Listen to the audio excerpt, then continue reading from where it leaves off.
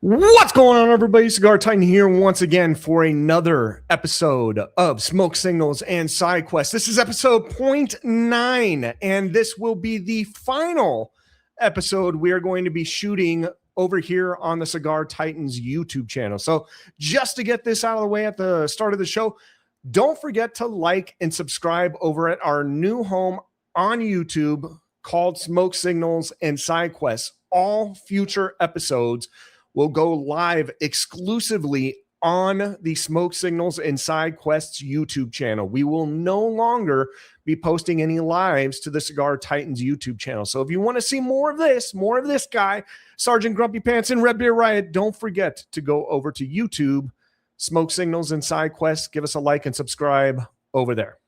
Now, it's been a seriously busy week, and we've got a lot of topics to get into today, and we're excited to spend some time with you on this beautiful Saturday afternoon / evening.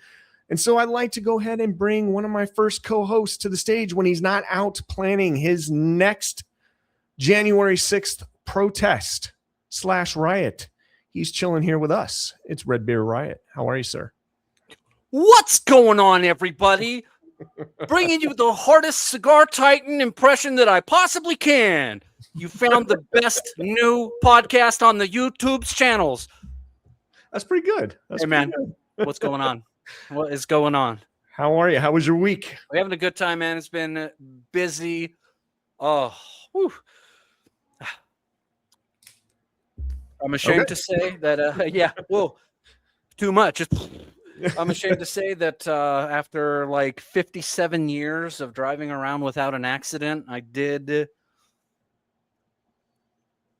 minor fender bender. I think it's maybe just a result of, you get older. You see the old guys, they step on the gas instead of stepping on the brake.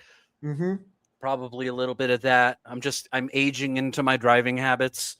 So that's not great, but fender bender, mostly superficial damage. We're gonna get it fixed. No big deal. Got a lot of family in town. They have been coming in to help out a little bit. My mom had some relatively routine surgery that she had to get taken care of, but we got people coming into town to help her out while she's recovering, cooking dinners, cleaning up, just doing that kind of stuff. So we've been having a little bit of time hanging out with some family and just having a good time. We took the dogs and went over and met up with the family at this great little park, maybe about 20 minutes from here.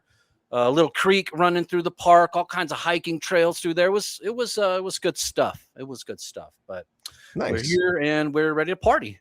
Nice. Now I'm hoping that you and whoever you got into the minor fender bender with are okay.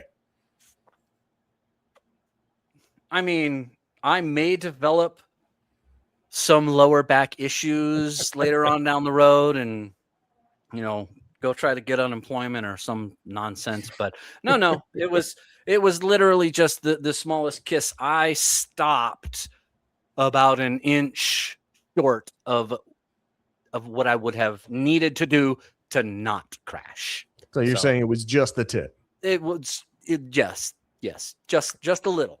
I may know something about just the tip. She barely felt it. All right. Well, next onto the stage, he started off on President Cigars, but then he moved over to the Arturo Fuentes. If it's not a Fuente, he doesn't want it.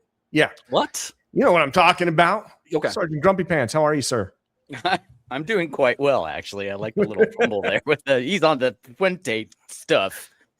Good cigars. Good. Really good stuff. Trying to think of something last minute to bring you in. I was like, this is the best I got this week. The preparation is next level. Yes. Don't worry about it. I'm pretty inconsequential. You're fine. Don't say that. Come on. How was your week? Not too bad, actually. Today was pretty low key considering the fact that I was just trying to have like a yard sale. I was trying to clear out a bunch of stuff that's just been sitting in my garage collecting dust. I haven't touched it for over a year. And I'm like, you know what? It's eating up very limited and valuable real estate in the garage. So I can go ahead and do without this stuff. So got up early, put it all out, and the daughters, surprisingly, wanted to get out of the house and kind of hang out with their old man, which was really kind of nice and refreshing. And I was like, but we're not in front of blue screen technology, and you want to be outside nature and fresh air is. And they're like, yeah. So they came out, and they actually, I mean, my youngest didn't last as long as my oldest did. But even then, we were engaging on a level that I haven't done for a great many years. And we bust out the sidewalk chalk, and we got to some fun artsy fartsy stuff all over the driveway and the sidewalk. And it was just a nice time. It was a good reflection back to their younger years. And it's beautiful because literally have these very rare moments where they're going to be moving on, and I will be nothing but a distant memory to them. I'm imparting some really good fatherly stuff on them for their lives ahead. So, but other than that, it was pretty chill. I've been working on my backdrop. This is not the permanent one. This is just something that I have up here now. What do you have back there? Go ahead and take a gander at that. It's the Great Cornholio. Are you threatening me? It's literally the "Don't Tread on Me." I think it's called the Gadsden flag, if I'm not mistaken. The Gadsden flag. And the upper half is literally Beavis in his alter ego Cornholio holding up his firearm collection, shouting, "Are you threatening me?" So now for those who don't know, what is a Gadsden flag?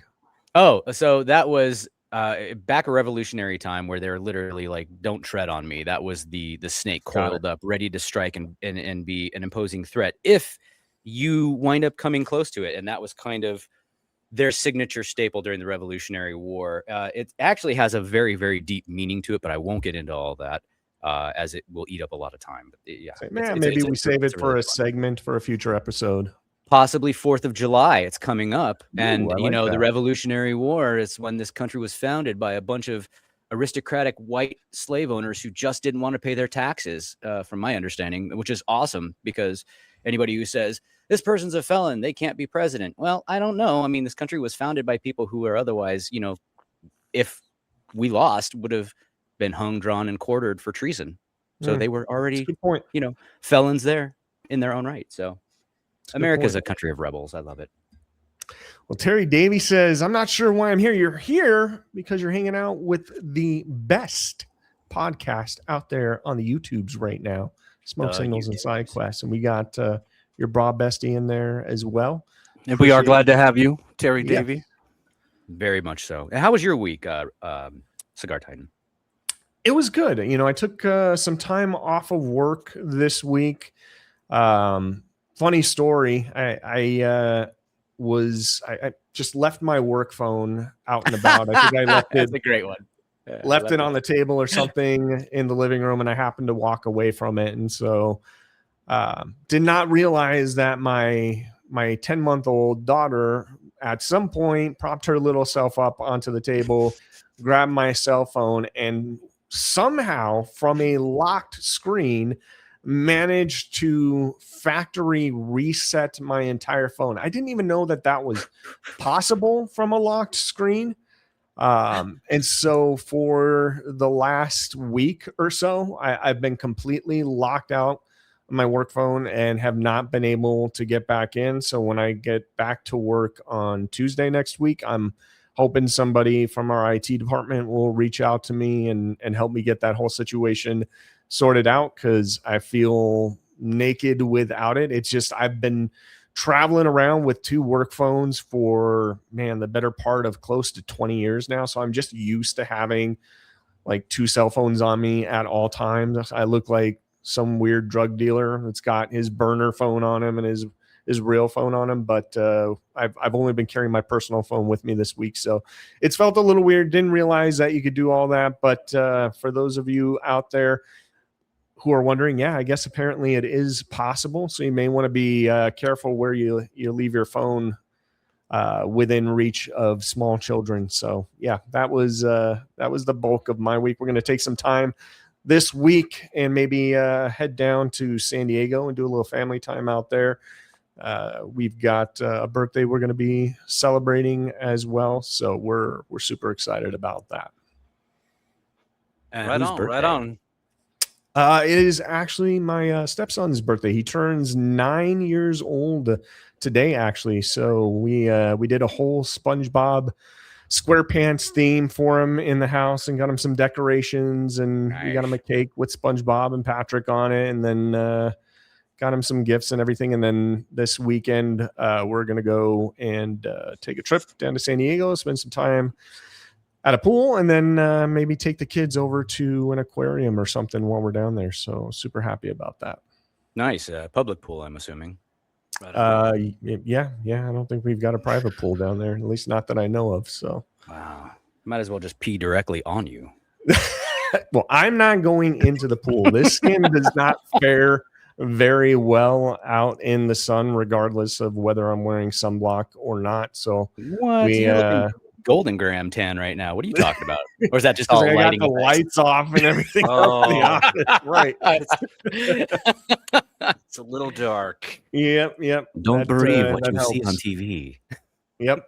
But no, we got a cabana down there, so I'll be spending my time underneath the shade. Very so nice. I do not return looking like a lobster. But, covered up head to toe, long sleeve shirt, hat, yes, exactly, scarf, the whole thing. Exactly. But yes, let's get on with the show here. We got a lot of great topics we want to get to today. But first, and I have a feeling, Redbeard, that this is going to be a part of our episodes going forward, because we continue to upset people with the content we're putting out there. And so we've got a list of apologies that we would like to go through. Again, we didn't get to do this last week, so we may be doubling up on some apologies this week. And I am absolutely certain we're going to be doing this next week after some of the topics we talk about here today. But Redbeard, the floor is yours, sir. Oh, yes, sir. Yes, sir. Well, first of all, before I get going, it's probably wise to put out the public service announcement that apparently babies are coming from the factory now with pre-installed Skynet. They will jack up your phone. Just pay attention to that. Here we go. We would like to formally, officially, retroactively apologize to the following people who may have, potentially been offended. Those people include, but are not limited to, let's see here, Genghis Khan, Disney adults, UPS store employees, Babe Ruth, Bonnie Blue's unborn child, Jared Bush, Down syndrome babies, Sammy Sosa, He-Man, Skeletor, gay antelopes on the down low, Mufasa, Michael Phelps, anyone who worked on Brokeback Mountain, Shopping Friends, the Tiger Sharks, Neil Patrick Harris, Elio, Barry Bonds, Hypervigilant Parents, Luke Evans, unofficial Disney something or another's. Someone's got terrible handwriting. Uncle Walt rolling in his grave, John Wayne, Harry Potter, Julie Newmar, Gay Dumbledore, Mark McGuire, Garbage Pail Kids, Tom Selleck, Woke HR Managers, Mercedes-Benz, Thundercats, Enhanced Athletes, Sweet Transvestites, Rolls-Royce, Lance Armstrong, Baby Yoda, 11, and let's see, Space Cows, Traumatized by Jedi SA. And that concludes the list of apologies. I counted 40. Is that correct? Oh, I don't know. There wasn't a number. I didn't number them. Yeah, that's a lot. I am, like I said, I'm certain next week we're going to have a list of apologies we're going to have to read off after this week's episode for sure. So words are hard. Words are hard. Words are hard. That is true. Again, just a reminder for everybody out there, if this is your first time catching an episode of Smoke Signals and Side Quest, don't forget to go over to our new YouTube channel, Smoke Signals and Side Quest, and like and subscribe over there. This will be the last and final episode of Smoke Signals and Side Quest we're going to be posting on the Cigar Titans YouTube channel. So for all future episodes, make sure you go over to YouTube/Smoke Signals and Side Quest, like and subscribe. All right, gentlemen. Hey, so our next topic on the list for today is we're going to circle back and we're going to talk about He-Man again. Now, there's been some news since you guys went and saw He-Man last week. So just to give everybody an update, I had the opportunity to catch He-Man yesterday at the movie theater, and overall I gotta say this is my final verdict on the movie. I liked it. I liked the movie. Sure. I thought it was good. It was fun to watch. Yeah, sorry. No, not at all. Yeah, ton of fun to watch. I loved the references. So if you don't want any spoilers and you haven't seen the movie He-Man Masters of the Universe, I would skip ahead for the next 15 to 20 seconds because I'm going to do a spoiler right now. The Dolph Lundgren cameo was super awesome. And even the little comment he made where I forget, like, whatever he said. Safe travel. Yeah. Something safe journey, like that. something. Yeah. Yeah. Safe journeys. I think that was what it was. And I happened to watch the old He-Man Masters of the Universe from the 80s before I went and saw it. So I appreciated that reference, but I thought it was pretty cool. Overall, I thought the movie was great. I actually liked it more than I liked Mortal Kombat. And I will tell you why, because I thought the movie stuck to the source material way more accurately than Mortal Kombat 2 did. Valid. I thought that the movie, like, even when I was talking to my fiance after, she's like, well, I don't know, like, what did you think about him being such a wuss throughout the whole movie, or like throughout the majority of the movie? I'm like, that's how he was when he was Adam. He was a scared little wuss when he was Adam, and then he turns into a big muscular badass when he becomes He-Man. But when he's Prince Adam, he's kind of this insecure, lacks confidence type of dweeb that, is scared of everything. His cat Cringer was scared of everything. But look, all in all, I thought Jared Leto did an awesome job as Skeletor. I thought the jokes landed for the most part. Redbeard, I did happen to see or hear the jokes that you were referencing last week when you were talking about that. And I can see where some parents may have some concerns about that. I do think that they're very sophisticated adult jokes. And so unless you've been exposed to that kind of vernacular previously, you're probably not going to catch those references. And even if you do, it's a quick, simple, well, it's because he's got a giant hand. That's why he fists people type of thing.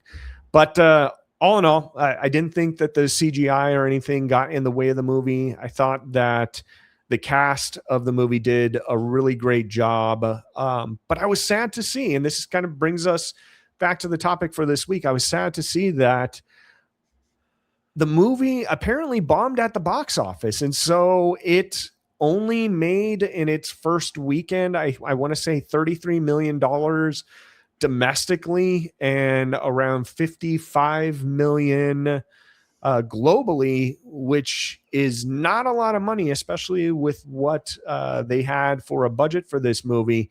And so I was a little disappointed that this didn't do better, because I don't know if you caught this. I don't know if you guys stayed after to watch the credits, but there was an end credit scene where they certainly teased a follow-up movie. Did you gentlemen both catch that?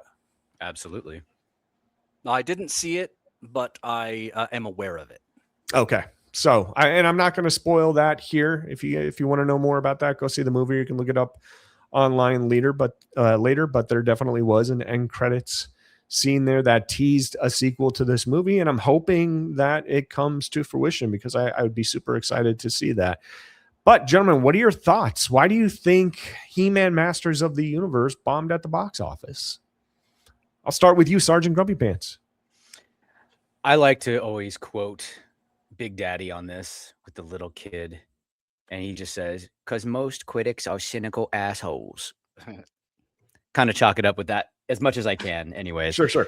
But I mean, again, I had this discussion with my oldest, who we went and saw the movie, and she loved it, right?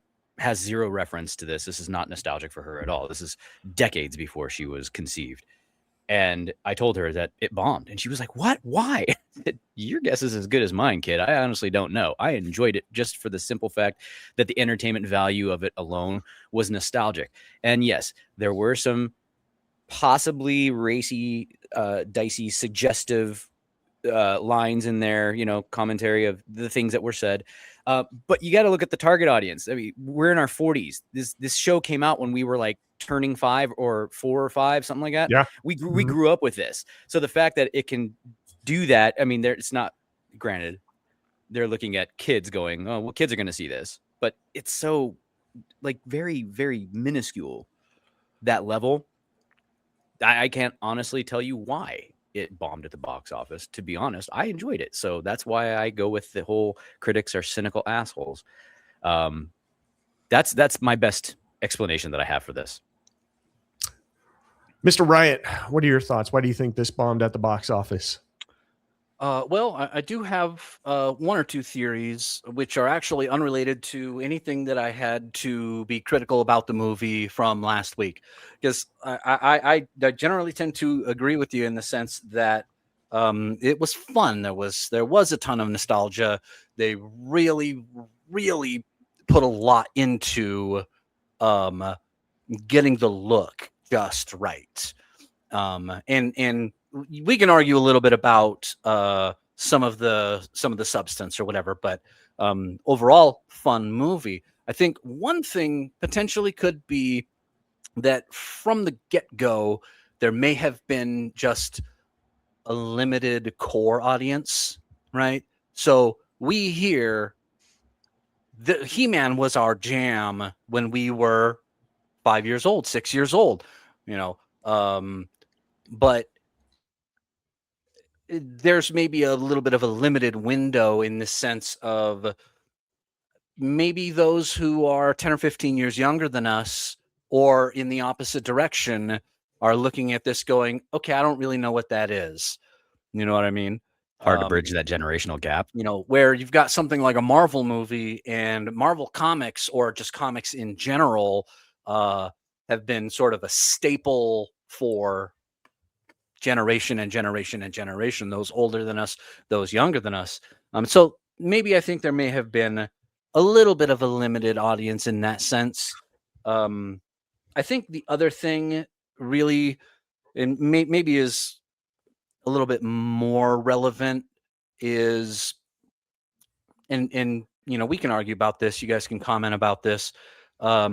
We have for the last 10 or 15 years seen just movie after movie after movie that has come out and basically slapped you in the face and said, that thing that you used to like, we're going to rip it all apart and call it and basically turn it into trash, right? I got no volume on you, Cigar Titan. I said Mortal Kombat 2. We're looking at you. I was muted there for a moment. Sure. But you know, listen, we've seen a lot of movies where the intent, I think, has been to, you know, sort of soft reboot whatever franchise it is that they've been pulling off of and just drive it into the ground. And we've seen many of these movies just fail. And I would say that that's probably one of the biggest reasons why Top Gun Maverick did as well as it did, right? It came out, it was true to the source material. It was, you know, just a fun movie, and it didn't tell the audience that they were assholes, right? It didn't drive your childhood into the ground and rip that thing all apart. And right. I think a lot of people are just wary. A lot of people look at a movie like He-Man and the Masters of the Universe and they go, "Oh, are they going to do that with this? I don't want to have that part of my childhood ripped apart." They already ripped up Star Wars. They already ripped up Indiana Jones. They already ripped up. Just the list goes on and on and on. And so a lot of people, I think, is just like, nah, you know what? If it turns out that, you know, if it gets good word of mouth, maybe I'll go see it. But I'm not going to go and put myself out there anymore and have, you know, even the studios in a lot of these cases are like, ooh, the toxic fandom. I'm like, bro, I'm just trying to watch a movie. And you're telling me that I'm, you know, that I'm the problem. Right. You made a movie that isn't good. And I know there's been people online calling this movie woke and not terribly so, but I bet you there's probably a lot of people who are like, oh, well, then I'm not even going to bother. Yeah, I think that's a valid argument. Scott the Robot makes an interesting point and says it's an Amazon movie, so people are fine waiting for it to come out on streaming. And that very well may be the case. Now, to add a little color to this, when I went and saw the movie yesterday, it was, I think, and we saw it in a normal movie theater, right, without 4DX or IMAX, which is not truly real IMAX. That may be a future discussion, but so we just saw it in a normal movie theater where they also have like the projectors on opposite sides of the wall. So there were certain scenes of the movie where you had the screen in front of you and then the side projectors would turn on and it would feel like you're actually immersed in whatever scene it is, which was pretty cool. But those tickets cost $25 a pop to go and see it. Now, we got some popcorn. I think we got a large Pepsi and a bag of Reese's Pieces, and that cost me over $30 for those three items: popcorn, a drink, and Reese's Pieces. $30. So we're talking close to $100 almost here for two people to go see a movie. Now, when this inevitably drops on Amazon Prime Video, because it will, you can go and rent the movie from anywhere to $19 to $25 and watch it in the comfort of your own home, or you can buy the movie outright and it'll probably be a similar price when it drops. But yeah, I can see there, being an argument made that maybe we just wait for it to come out on streaming services. But I also think that I didn't get a lot of the woke stuff from the show. I mean, yeah, they did some interesting casting choices with Man at Arms. I know you gentlemen talked about it last week with Idris Elba, and I thought he did a phenomenal job with the role. Had no problem with that whatsoever. Again, wasn't necessarily married to the fact that Man at Arms was originally drawn up as a white character. And maybe there's an argument there, but I didn't really care because it wasn't necessarily the main character of the movie. Now, if the main character of the movie, He-Man, was a 5 foot, 110 pound woman, who is cosplaying as a guy, then yeah, I'd probably have an issue with that. But they didn't do that here, and I didn't think it was much of a problem. But they, them. Right. Sorry. No, completely valid. But all things considered, I thought it was a good movie. I just, look, here's the thing, for folks who are our age, guys and gals that are our age that are complaining there isn't a lot of good movies to be seen. I can understand your skepticism in wanting to take a chance on any movie these days, because you never know what Hollywood is going to try and jam down your throat once they've got your ticket and you're sitting in those seats. And so I think a healthy amount of skepticism is to be expected, whenever we go out and we spend money on movies. But this was very much a movie that was directed towards our generation. We were 100% the target audience for this movie. There was enough in there, I think, to bring in new viewers and new fans to the franchise.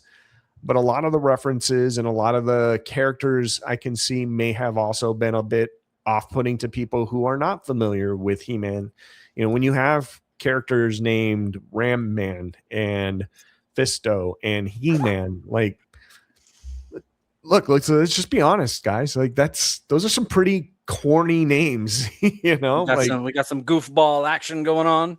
It's a lot of goofball action in it, but what I liked about the movie is they acknowledged that and they didn't take themselves seriously, and they actually had some fun with it at their own expense and called it out, and made light of it, which is, I think, the best way to do it. And even at the end, like, nobody refers to the character He-Man as He-Man throughout the entire movie up until the end of the movie, when they ask him, hey, when you were drawing all these characters, what was the name you had for yourself? And he jokingly, he's like, I don't want to say.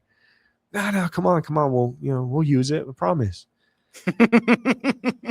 He-Man. Oh, He-Man. Okay. Yeah. He-Man. I can see that. So again, I think, look, go out there, see the movie. It's worth a watch for sure. It's unfortunate that it bombed at the box office, but that does not mean that the chapter is closed on this franchise either.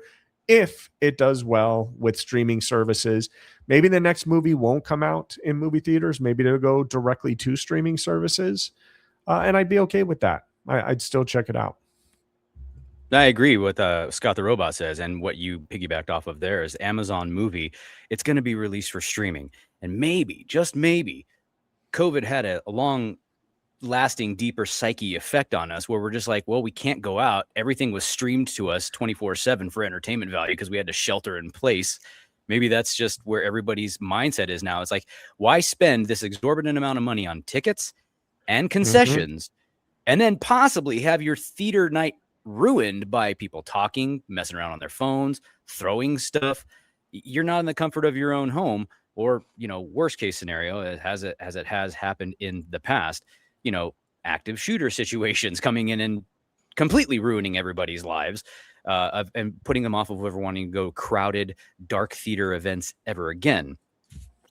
Maybe just maybe that's a possibility as well. So maybe they can start taking into account box office sales to add that when streaming happens, to kind of alter that number, so to speak, if you will. Yeah, you're also going to run into just general type of movie release kind of things, where sometimes a movie didn't release at the right time, and sometimes it's just all about timing, right? And you've seen movies like that where they maybe didn't have an initial strong start, Right. but on the back end they pick up, and they gain notoriety, and people end up liking this movie, which ultimately didn't initially do well in theaters. Right, of course. Well, there was a question there, I think, after COVID, where for a while we were wondering if movie theaters were going to continue to be a thing as well, right? I mean, Yeah. a lot of these movie theaters did not make it through COVID and shut down. And a lot of the companies that were running some of these movie theaters ended up going, defunct and got out of that business, which was unfortunate. But I'm starting to see a resurgence in the number of people that are going to movies. But again, maybe it was just the wrong time. I'm sure there's a bunch of different factors that played into it. But I think if it's the right movie, and you even mentioned Top Gun Maverick, that movie was originally slated to come out. It was either 2020 or 2021.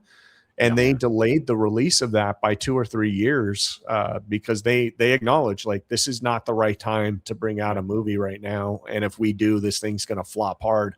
And not because the movie isn't good, but because people are being locked into their homes and aren't allowed to go out. And nobody wants to sit there for 3 hours wearing a mask while you're watching a movie. Sitting next to a stranger. Yeah, exactly. And I don't think movie theaters were considered essential businesses either. So a lot of these movie theaters were forced to close, at least out here in my area. So unfortunate, but it is what it is. All things considered, great movie. Go and check it out. Gentlemen, are you ready to move on to our next segment we like to call Retro Hail Riffraff? Oh my. Let's do it. So ready.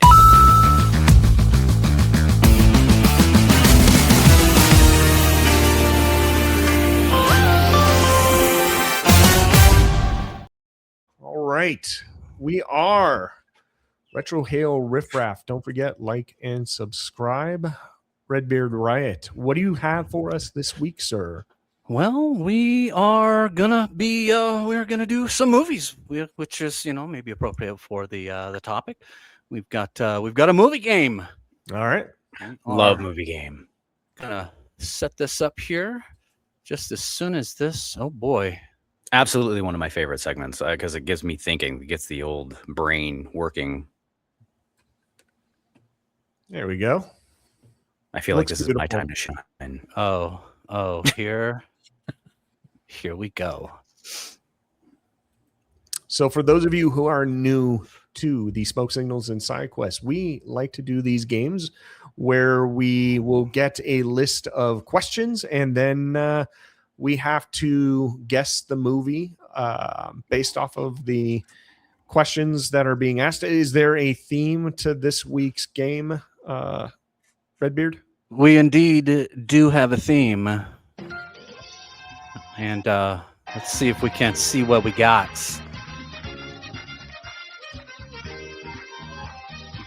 Guess that movie. We got reboots and sequels this week, boys. Hey, all right. Are you ready for this? I'm so ready. All right. What you're going to do is you're going to get a line from a movie, and they will get progressively easier, but you are the boss if you guess it on the harder ones. Let's check it out. I have my clicker in hand. I'm ready to go. Here we go. All right. Let's see what we got. The day drinking. That's what I like the most. What do you think? I feel like I've heard this quote before, but I don't know the movie yet. Not immediately drawing a thing. Let's see what we got. You guys are like lady spies. Again, drawing a blank. Still, I got nothing. You got nothing for lady spies. Nothing. All right, let's see. Well, you ought to be able to get it now. We are in the presence of angels. Is this City of Angels? Let me see. No, unfortunately, it is not City of Angels. I'm glad he didn't accidentally hit the air horn. Any guesses in the chat there? You are in the presence of angels. You guys are like lady spies, the day drinking. That's what I like the most. I do not know this one.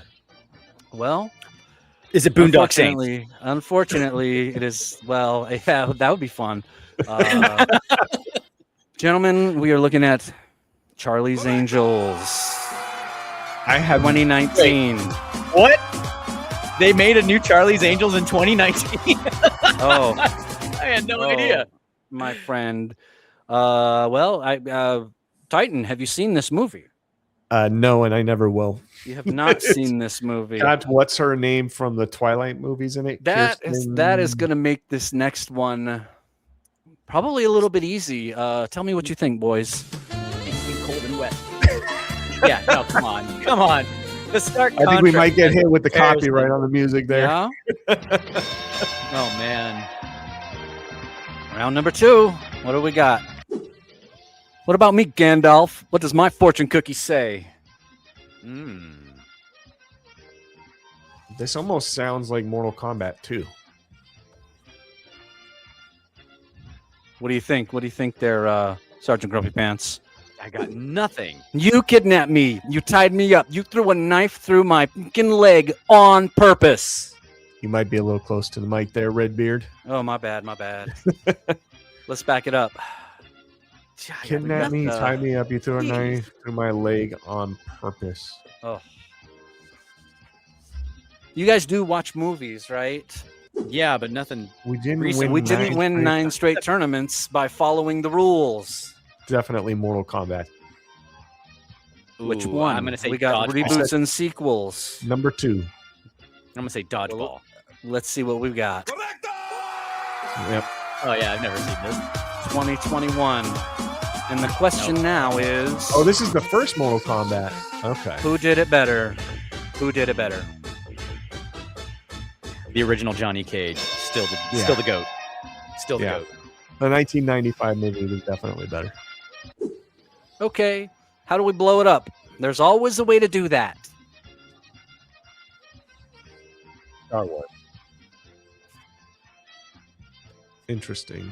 So, My Little Pony, we got any guesses? What are we doing? Star Wars. Okay. I'm going to go with episode 4, talking about blowing up the first Death Star. Episode 4 we got. Let's see. You will remove these restraints and leave this cell with the door open. It definitely does sound like a Star Wars Right. Yeah. movie. You will. You will. Well, we're looking at reboots and sequels. Oh, God. That's not how the Force works. So you're on the right track. Was on the right track. I honestly don't know, though. What's that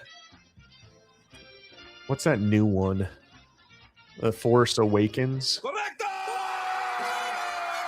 That is There we go. The Force Awakens. Now, it's a trap. See. what do we like? The original, man. And I like to say that this is quite controversial, but it shouldn't be, especially for the OGs. Han shot first.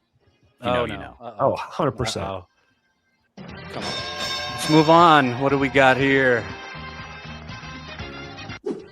The arrogance of men is thinking nature is in their control and not the other way around. Let them fight. No. Nope. Blank. Man. Okay. Well, this is not my time Oh to boy. shine. Oh boy. The top of a primordial ecosystem, a god for all intents and purposes.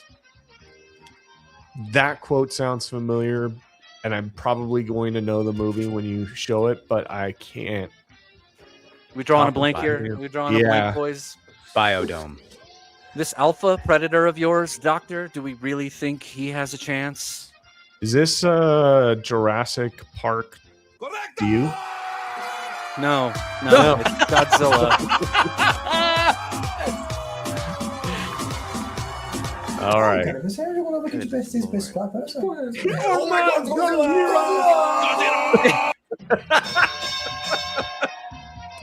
God! You can't beat that original.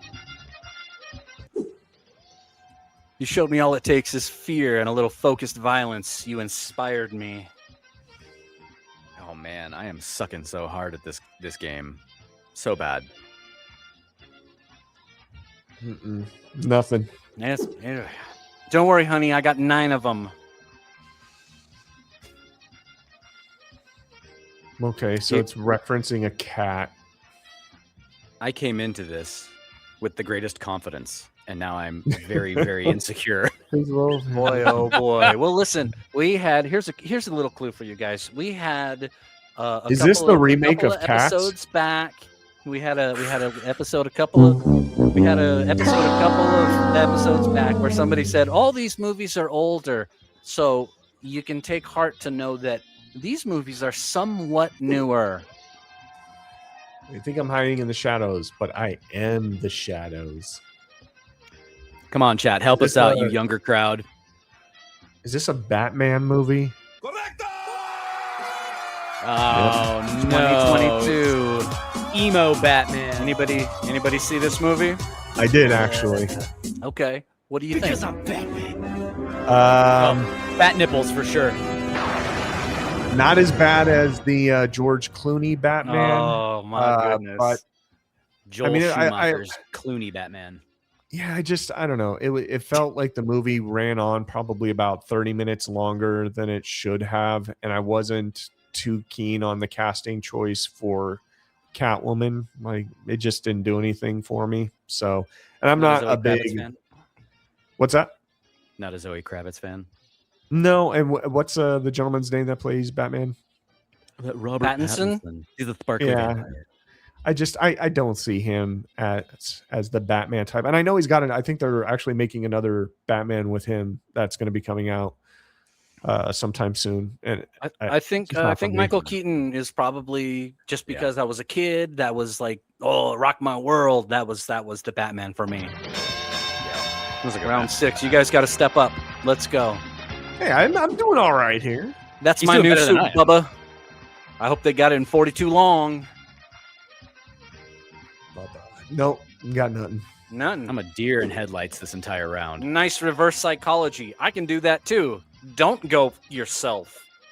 It's a pretty good line, though. Still got nothing from me. All right. Get to the choppers. Well, I don't think Schwarzenegger would have uttered that because it would have been spelled Choppa with Mhm. the A at the end. Yeah, but it does feel like an Aliens Predator reboot. Ooh, Scott the Robot says the Predator. The Predator. The Predator, yeah. Yep. Yeah, I never saw that. Wow, 2018. I didn't know they made him that You recent. didn't see this movie? I had not. Come on. I mean, the original Predator will forever be the GOAT Do it now. because they did, Yep. they took the approach with the original Predator that it was like a sci-fi / horror flick where, they kept the Predator in the shadows throughout the entire movie. So Right. The big reveal. Right. at It the was. end. There was a lot of suspense there. correct. Nothing is more beautiful than death. I would beg to differ, but all right. Yeah. You are specks of dust under our fingernails. Your very breath is a gift from Olympus. Is this one of the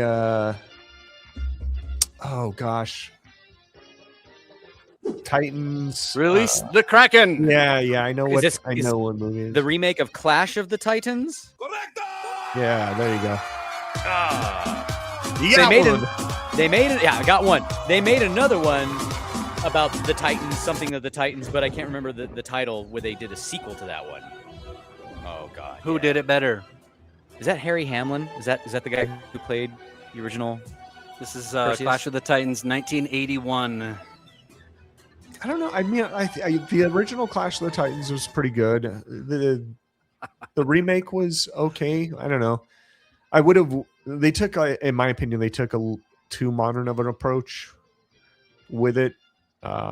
It felt a little too modern for that type of story, but it was all right. It was a good popcorn flick. It was fun. It was Yeah. fun. They were both fun, actually. Clash of the Titans and Wrath of the Titans, which was Wrath the of second. the Titans. Thank you. God, I couldn't remember that for the life of me. They were all right.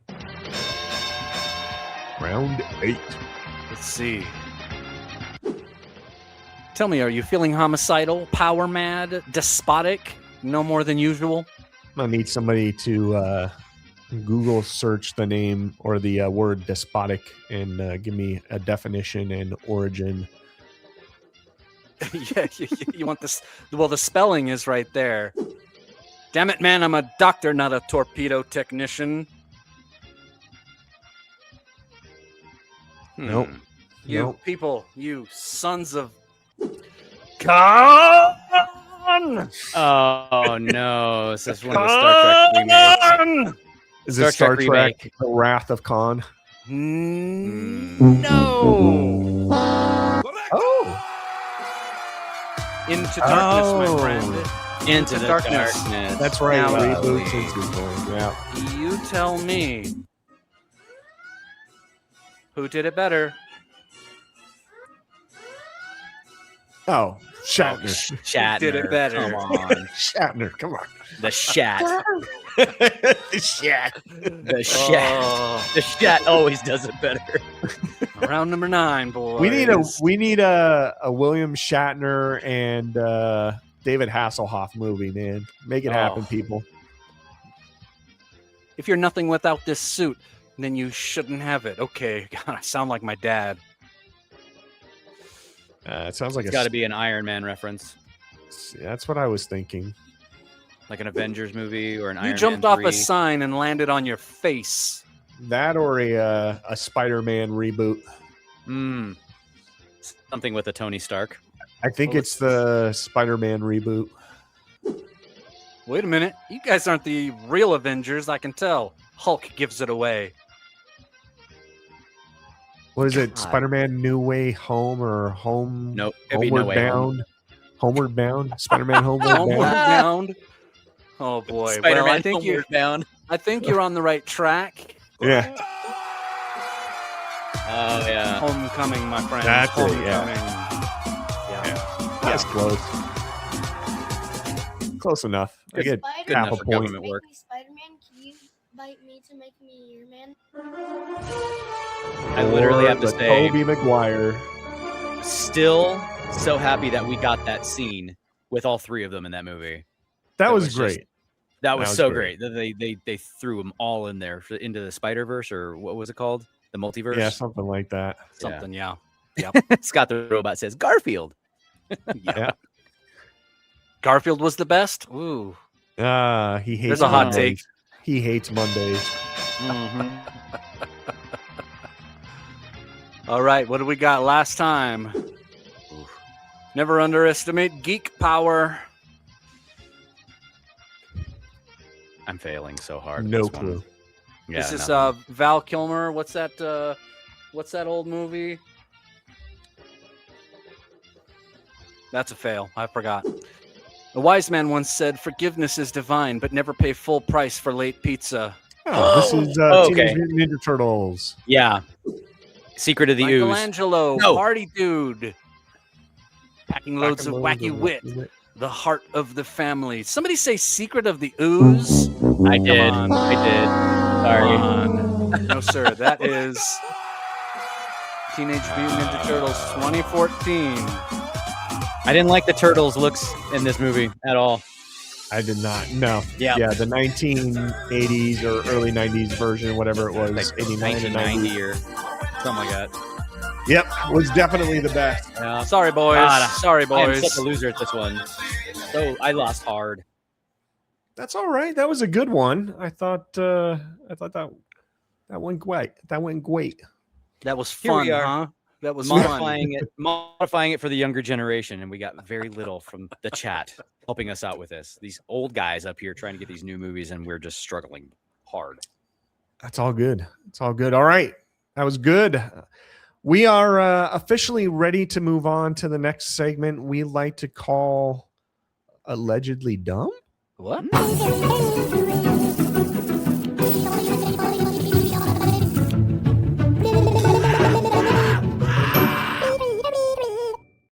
All right. I don't know how I feel about that.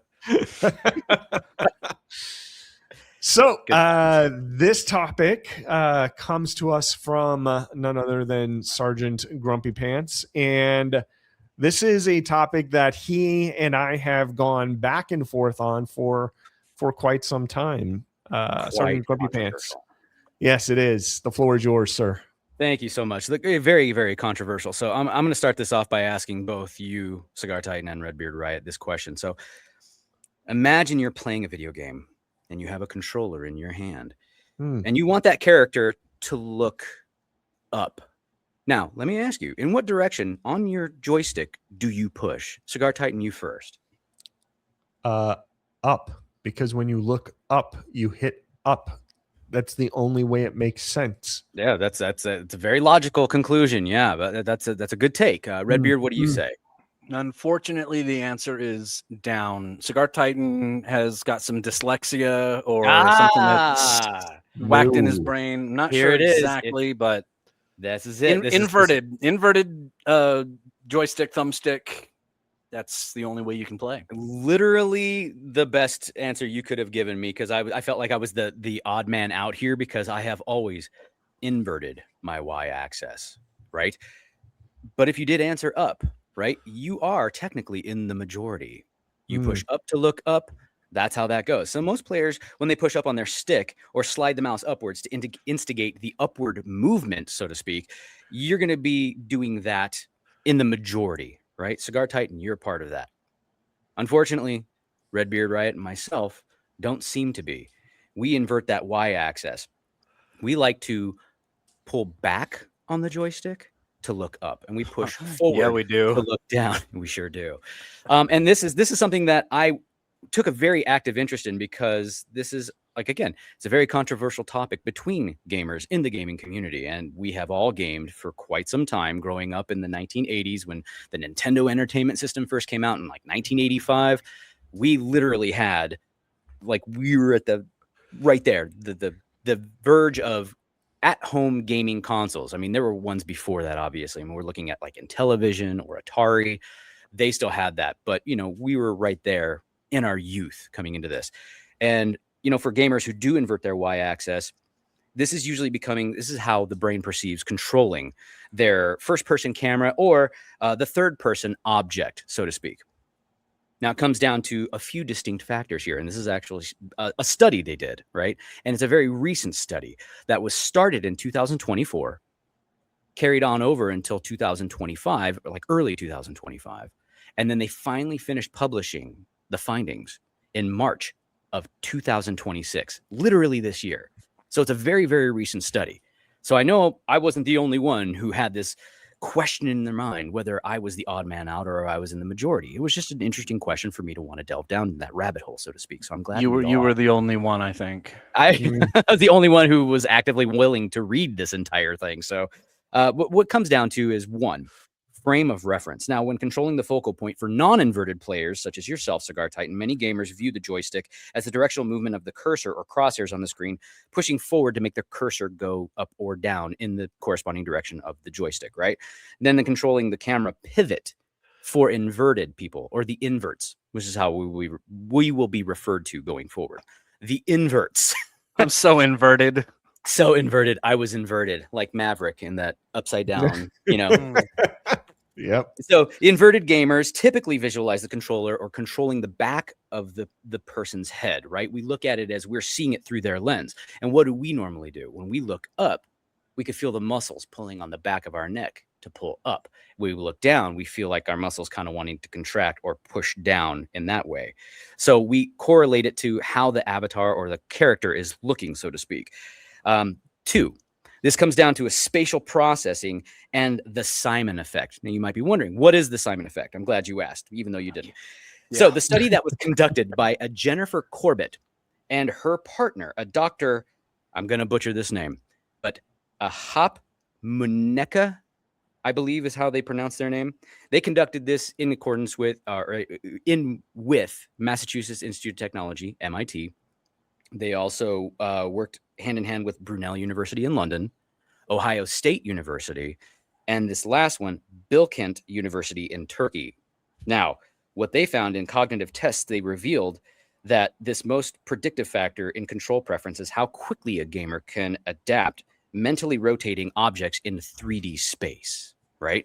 And most of the games that we're subjected to now are that 3D-ish type of format, right? Very immersive, so to speak. You look at games like Call of Duty, you are in the mix. You are seeing first person. There are other games that are shooter games as well, but like Fortnite, you do everything in third person, but it still doesn't change the orientation of the inverted Y axis for gamers like Redbeard Riot and myself, where we pull back on the joystick to look up, push forward to look down. Cigar Titan, you're probably still the same way. Push up to look up, push down to look down. But to overcome the Simon effect, now the Simon effect is named after an American cognitive psychologist named J.R. Simon, who first published this phenomenon back in 1963. Let me make sure I'm hearing you correctly. Are you saying that those who are not inverted have faster reaction time? That's what this study is kind of getting down to right now. It's looking at the differences between the two of inverted and non-inverted players, right? Okay. So, and what the Simon effect does is it measures how quickly your brain's reaction time and accuracy. Remember, so it comes down to speed and accuracy. The time-old honored question, like which is better, fast or accurate? Okay, and it measures how quickly your brain deals with conflicting stimuli impacted by an event and location irrelevant to the task at hand. So if you're focusing on, and this is just an example, playing Call of Duty and you are in headquarters and you have to plant a bomb or bomb planting or whatever that one is, you're focused on that task, but you have combatants coming in from all around you. The Simon effect is measuring how quickly can you deviate from that main task and then quickly whip around and defend yourself if need be, right? Versus inverted or non-inverted players. And it has something to do with this on-screen mapping and spatial awareness for the 3D camera, translating differently, prioritizing the intuitive object-based frame reference, okay?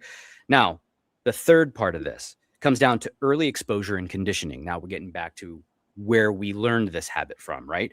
So for older gamers who grew up in the 1980s and 90s, we are looking at inverted controllers that were kind of the unchangeable default in pioneering 3D console and PC games like GoldenEye 007, that was one of them, and Microsoft Flight Simulator. Either of you guys remember playing those? I've played Flight Simulator a few times. When I'm playing a flight simulator game, then I invert my axis because that's when it makes sense to me. But if I'm playing like a third person single player type of campaign video game, like you said, maybe it's The Last of Us, or even if I'm playing a first person shooter, you know, those games, I do not invert my axis. It feels very funky and foreign to me to hit up and I'm looking down at the floor when I can see my character in front of me. And I find that very interesting because inverters such as Redbeard Riot and myself, we still carry that over from flight simulator games to the first-person shooters, whether it's first-person perspective or third-person, where you kind of see your character from all behind. Same thing. But we scroll left on the joystick or right. We still go the same direction, left or right. But the up and down movement is the biggest key factor and difference. Well, why not fully commit at that point? Why not make left, go right, completely right, opposite? left? Yeah. You know, but that's the thing is in aeronautics, when you're flying, you would still maneuver the joystick, the flight controls to the left to go left, right to go right. So that still corresponds even in flight simulators, but in first-person shooters, it still carries over in that regard as well. The only difference here is looking up or down versus which way you're pulling on the stick or pushing. So this means that with thousands of hours of this deep neural pathway that is being formed, making the switch to non-inverted, right? So going from inverted back to non-inverted, it feels incredibly unnatural. Now, Redbeard Riot, have you ever picked up a controller being a Y invert yourself and you're like, oh, everything's regular where you push up to look up and pull down to look down? Do you ever go, oh my gosh, I feel completely disoriented? Do you ever have those moments?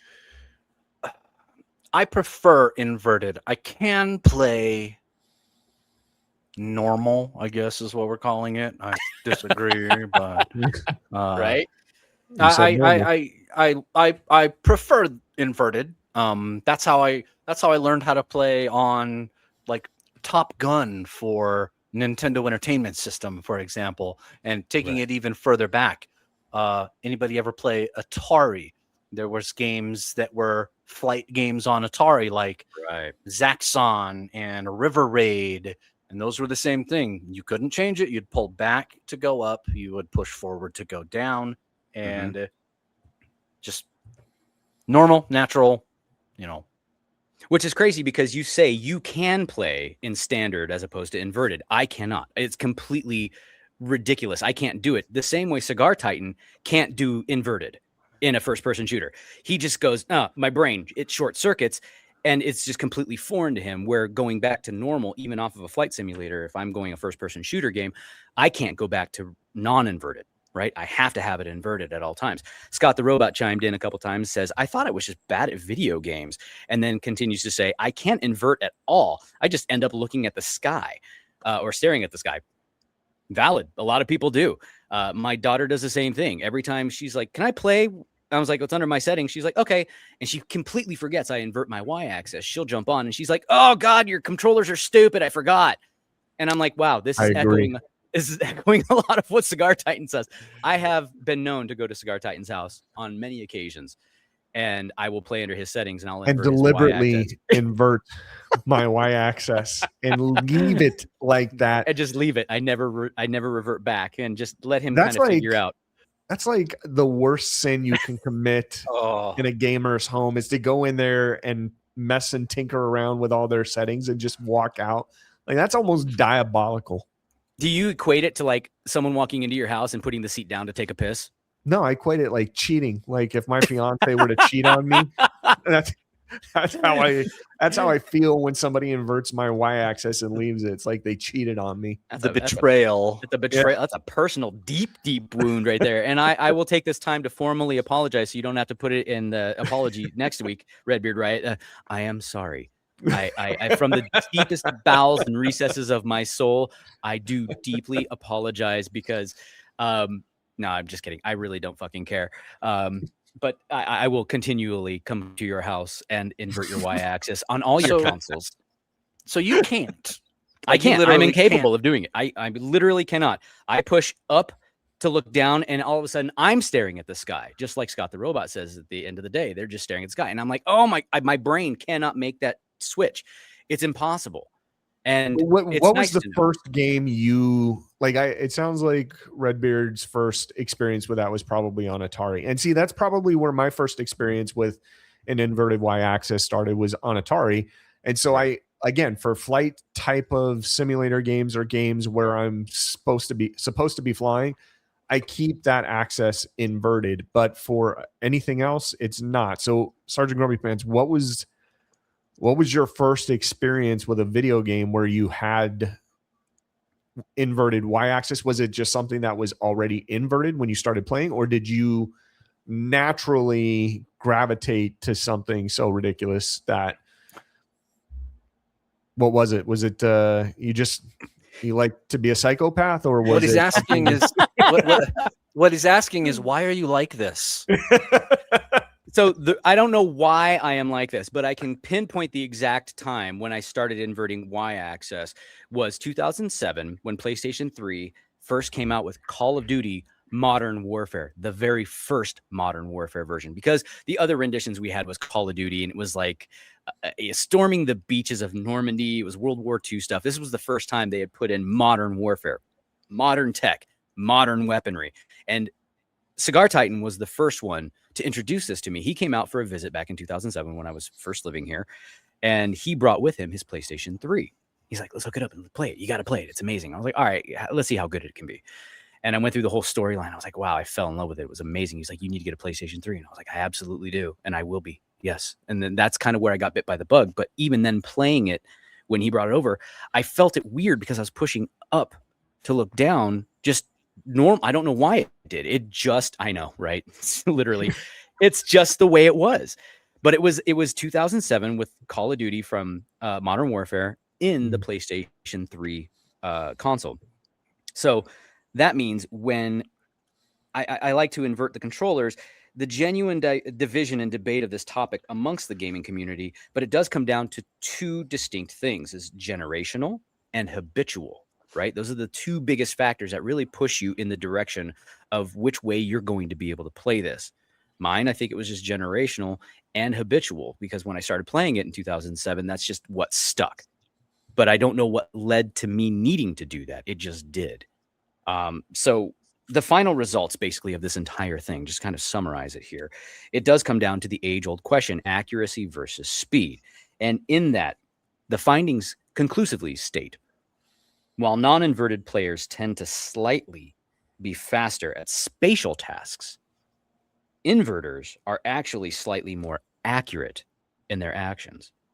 So let's say we're playing Call of Duty and Domination, and we're on a flag, and you're watching the meter on the flag, and you're watching your screen on that flag. That's the task at hand, right? You're watching that to make sure you capture that flag. And then all of a sudden, from the left or the right or whichever direction, boom, boom, boom, boom, you're getting hit markers because you're getting shot. Cigar Titan might be the first one to turn around, but he'll whip off shots that will miss. Where we go a beat later and go, oh, we're getting shot at. We'll turn, and 9 times out of 10, we will hit the target before he does. And be dead before we even have a chance to get the shot off. Right, Yeah. maybe.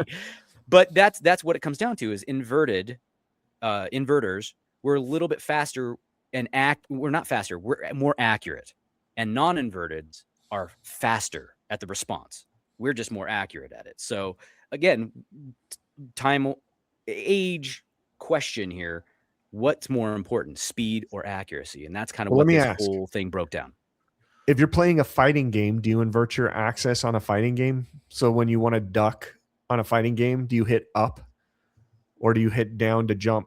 That would be a different scenario depending. If I'm doing it in first person, like a boxing game or something of that nature, where I'm seeing the gloves and that's all I see from the avatar, I would then invert the y-axis. But if I'm playing sideways like Street Fighter or Mortal Kombat, those controls would stay completely the same, because I'm not seeing it from the perspective of the character or the avatar. I'm seeing it from like this sideways panoramic view. And that is another interesting question. Why don't I invert it then for fighting games like Street Fighter or Mortal Kombat in that format or perspective, so to speak? Again, another interesting question. But when it comes down to it, facing the screen head on, I invert. Redbeard inverts. You do not. So you're faster at recognizing trauma or bad things happening on either side of the screen. But Redbeard and myself, we're going to be noticing it split second slower than you, but we'll hit the target first. It's interesting. So but that's what it comes to, the conclusion. This is your argument for why you're better at Call of Duty than me. I never said those words. Why your KD ratio is better than mine. I don't know. I feel like, you know, this so-called accuracy isn't doing anything to help me. I potentially could use a little bit more speed, because every time I got some kid who sounds like he hasn't gone through puberty coming over and teabagging my character, telling me that my mom is a whore. At that point in time, it's completely irrelevant. You're just ready to be trolled at online, and so, but that's what you're subjected to with online gameplay. And those are probably by far my favorite games to play. Are the first-person shooters like Call of Duty, Battlefield, things of that nature. But I always invert the y-axis, as does Redbeard, with the exception of in this lobby, Cigar Titan. You're the only non-inverted player here. Why do you think that is? Because I'm normal, first and foremost. See it is. I remember one time you made the equivalent remark that it was a mental disorder that we inverters suffer from.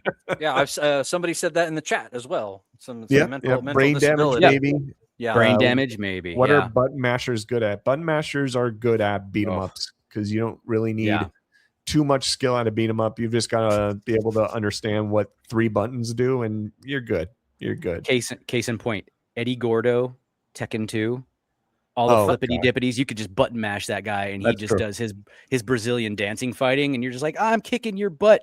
What combos are you throwing? I don't know. I'm just mashing all the buttons at once, and I'm winning.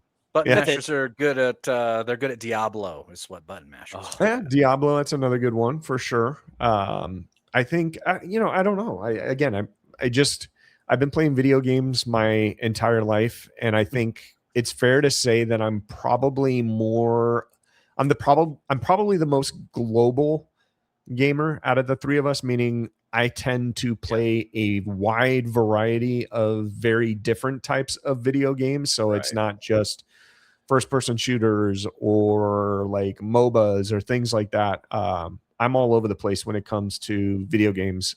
So I've grown up with them over the years, and I think probably why I don't invert is because I've just over time adapted to whatever the natural or the not natural, but what the default settings are on most games. Because almost every single game you play, whether it's a first-person shooter, and I think even most flight simulators these days do not automatically start off with an inverted y-axis. The default settings are always, you press up to look up and down to look down. And that's what I eventually just got accustomed to, I think, just because that's what most games were set up as. So, yeah. And like I said, the generational and habitual, 2 biggest influencers for that.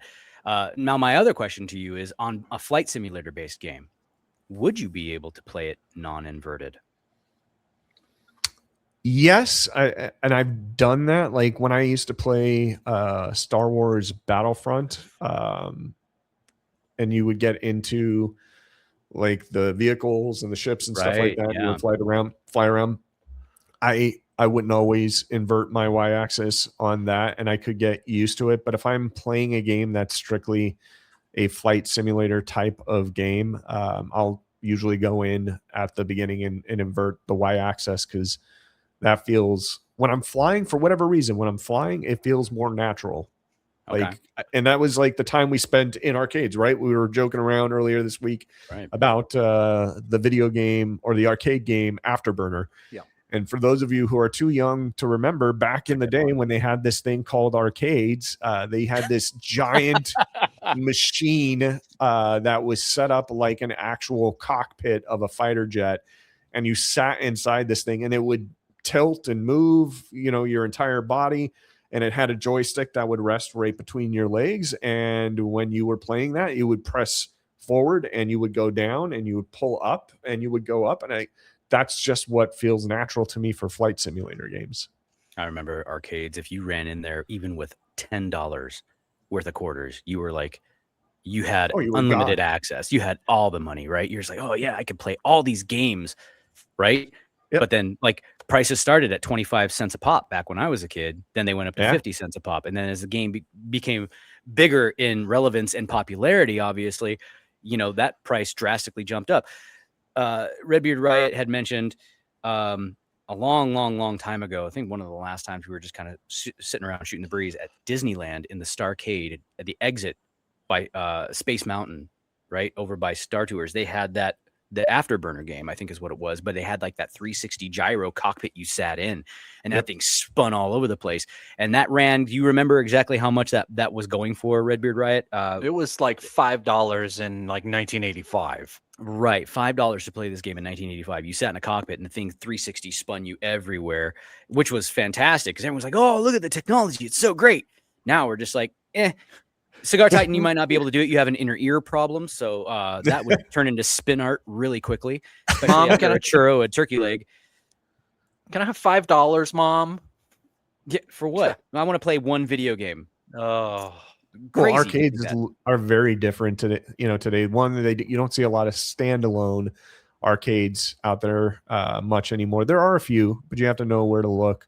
Most of them are inside like a Family Fun Center or a Dave and Buster's or something like that. Right. And video games these days don't even take quarters. Now it's like credits. You have to buy a card and you put all of your money on this card, and then you scan a card when you walk over to it. Yeah. And it's not your standard type of video games either anymore. Most of it is what I would equate to like the gyro cockpit thing for like Afterburner. It's all like supposed to be kind of an immersive experience where you sit inside this thing and maybe it's a Jurassic Park thing where you've got dinosaurs chasing after you and you're shooting them or something silly. But those games all start, I think, like $1 and up now. You're not going to find anything for 25 cents anymore. Jeez, anybody remember the Nickel Arcade? I do. No, I do. Nickel Arcade? Every machine in there was broken. But it was nickel. Oh man. Well, I remember like you could even find a couple of good arcade games over in like 7-Elevens back in the day. I think that's where we found the Street Fighter Rainbow Edition, which was the bootleg version of Street Fighter where anything goes. You could throw like 50 fireballs and have 50 fireballs on the screen at one time. That was a great time. It got really stupid really fast. Oh god, late 80s, early 90s, with us being around 10 to 13 years old, somewhere in that age range, and walking into a 7-Eleven and just hanging out at a 7-Eleven all day is something that people don't do anymore. It's just not a thing. It's definitely a shift in culture and the technology and the way things have gone. You do have a lot of people that hang out at 7-Elevens now. They're just outside and they're usually like pissing themselves high on fentanyl and doing themselves. Doing the boogie slump. Yeah.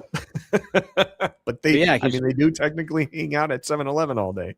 And I always have a hard time remembering, but when you, myself, and Redbeard would go to this gaming place in Upland, and I can never remember the name of this arcade. James. That's it. Yes, James Games. That was it. And it was right next to that little Podunk Head coffee shop, and we always got a cappuccino and smoked our cigarettes, and then went and spent like $20 in quarters. And I would sit there and just watch you play Street Fighter over and over and over and over and over again. And I'm just like, how do you just immerse yourself into it so intensely? But you were legitimately interested and invested, not just in the story, but the characters and the characters' individual stories of that game as well. But then you started doing this thing where I'm like, how did you get a 55 hit combo? Like, what is that? Like, it started getting ridiculous. Yeah, Street Fighter was my first real world addiction, without a doubt. That was something that got its hooks in me at a very early age. And like, man, any free time I had, I wanted to be in the arcade playing Street Fighter. Like, and I got very good at it. I wish there were more tournaments back then, like there are now with all of the Evo tournaments and everything they have going on. Cause I think I probably would have done pretty well back in the day had those tournaments existed, but I don't know. You probably weren't Asian enough. we played that game for hours and hours. We go over and then to when his it house. came out on Super Nintendo, like that, it was over. Hey, you guys want to come over and play Street Fighter? I'm like, no, I'm okay. Why don't we just walk outside? You can kick me in the balls for 5 minutes and we'll just call it a day. Because that's literally what would happen. He's like, come on, I won't corner you guys and just trip you up the entire time. Right. Sure. Yeah, that was the beginning of the downfall, in my opinion, of arcades. Is once Street Fighter, which in my opinion was like the first real like arcade, like that was what was driving hundreds and hundreds of thousands of people into arcades. And then Mortal Kombat, when that stuff started coming to home console, it was all over for arcades. Well, that's why you Game could find them in over. a 7-Eleven, was because that game ruled the world at that time. Yeah. But that's it. It literally comes down to if you're an invert, such as Redbeard Wright and myself, you're more accurate. But if you're a non-inverted, you're going to be faster. But faster doesn't always equal, like, hitting the mark, so to speak. Listen to him justifying. I have to. I mean, that's my position. You know how many exactly? You know how many times I've been called, "You have a disease. It's a problem." Well, didn't you say something too? Because we were talking about this very briefly at the beginning of the week when you were talking about how you used to skate on your skateboard too, right? Yes, that was also a big controversy amongst us and our little skating crew that we had back in the day. I would ride regular foot, but I would push Mongo. So my left foot would be towards the front of the board, but I would keep my back foot planted and push with my front foot on the left side of the board, which is Mongo footed. Mongo, like candy, not Mongol, Mongo. And I was Mongo footed, but I was regular Mongo footed. And everyone just looked at me like, why are you like this? What's your problem? I don't know. Apparently it just carried over into video games too. I'm just odd. There's so many times where we might ask you, why are you like this? So many times. But that's it. That's all I got, gentlemen. When it comes down to it, it just comes down to accuracy versus speed. And that's what it comes down to. The science of it all, as it were. Awesome. Well, good topic. All right, let's shift gears here. But before we get into our next topic, just a quick reminder for those of you who are joining us for the first time, and this is your first exposure to Smoke Signals and Side Quest.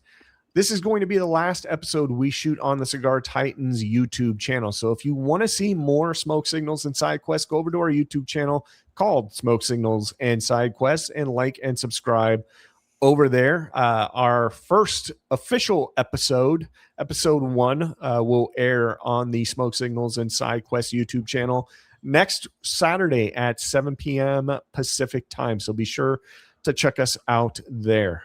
All right, gentlemen, are we ready to get into the final topic for tonight? Absolutely. Let's do it. All right. Well, this is a segment we like to call the burn line.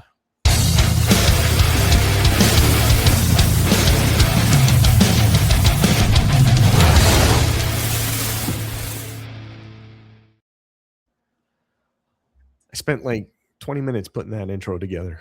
I feel pretty good about it. Why don't more news stations have intros like that? Seriously. Apparently. They have the tech. We have the tech. Come on. It would rock. It really would. It really would. All right. Well, hey, look, I've got several things queued up for us to take a look at today with this topic, but I did want to start off by asking if you gentlemen are aware of some of the most recent news that has been circulating through the news outlets this week. And I actually had a completely separate topic planned for today's episode, but because this story has just been at the top of the news charts all week long, I felt it appropriate that we sit down and discuss it today. And that is the case of Carmelo Anthony versus Austin Metcalf. And I haven't heard about this. What is this? You haven't heard about it? Not at all, huh? Redbeard must have been under a rock this week. Yeah. This was the case where there were 2 high school students. Apparently, Carmelo Anthony was in the tent. So there was a track meet going on. And Carmelo Anthony found himself, for whatever reason, in the tent of a high school he did not belong to, underneath with a bunch of students he did not go to school with. And Austin Metcalf, who was actually, I believe, put in charge, was the captain put in charge by the coach of the tent, at some point in time asked Carmelo Anthony to leave the tent. Carmelo Anthony refused to leave the tent. There's been some speculation on how long the conversation went back and forth, but it's anywhere between 6 and 15 minutes so far from what I've heard, where they were going back and forth. He was being asked to leave the tent.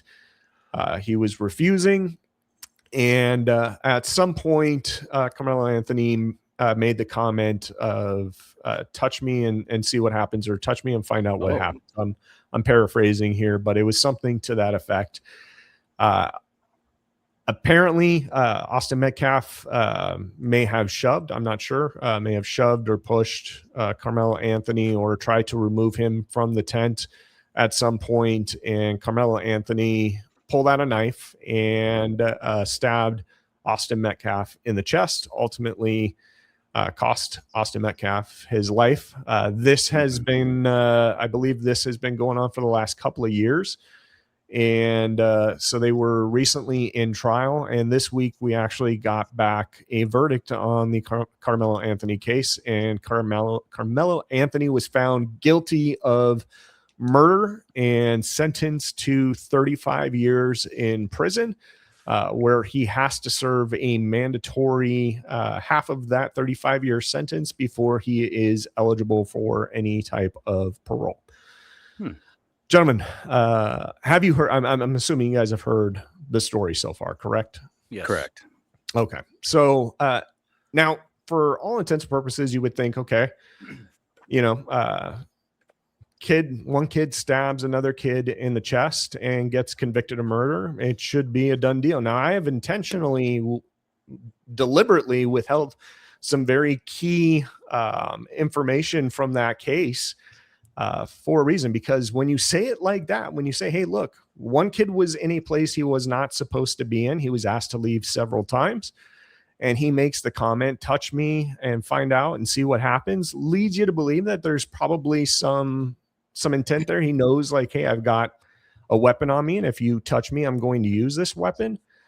And ends up stabbing another kid in the chest and unaliving him.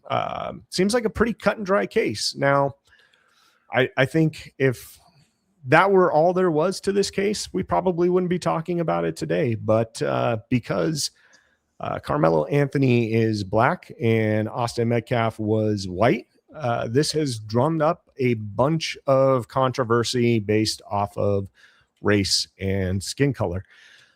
And it's unfortunate.